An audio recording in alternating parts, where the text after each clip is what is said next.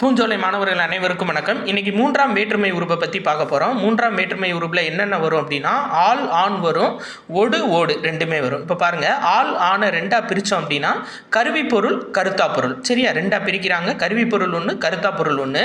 இப்போ ஃபஸ்ட்டு கருவி பொருளை பார்ப்போம். கருவி பொருளை ரெண்டாக பிரிப்பாங்க. முதற்கருவி, துணைக்கருவி.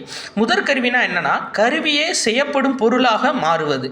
அதாவது மரத்தால் சிலை செய்தான். சரிங்களா, மரத்தில் சிலை செஞ்சுருக்கான் அப்படின்றத மரத்தால் சிலை செய்தான் அப்படின்னு கொடுத்துருக்காங்க. இப்போ துணைக்கருவி பாருங்க, ஒன்றை செய்வதற்கு துணையாக இருப்பது. உளியால் சிலை செய்தான். அப்போ பார்த்தீங்களா, உளியை வச்சு சிலை செஞ்சிருக்காப்புல. அதாவது உளியால் எதில் சிலை செஞ்சிருக்காரு? கல்லில் செஞ்சிருக்கலாம், மரத்தில் செஞ்சிருக்கலாம். ஆனால் துணைக்கருவியாக உளி இருக்கு. அப்போ உளியால் சிலை செய்தான் அப்படின்றது துணைக்கருவி. அடுத்து பாருங்க, கருத்தா பொருளை ரெண்டாக பிரிச்சிருப்பாங்க. ஏவுதல் கருத்தா, ஏற்றுதல் கருத்தா.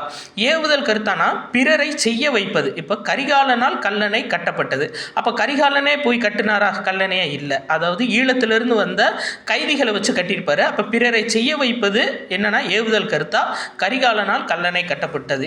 இயற்றுதல் கருத்தா அப்படின்னா தானே செய்வது. இப்போ சேக்கிலாரால் பெரிய புராணம் இயற்றப்பட்டதுன்னா சேக்கிலார் தான் பெரிய புராணத்தை இயற்றியிருக்காரு. அப்போ அது இயற்றுதல் கருத்தா.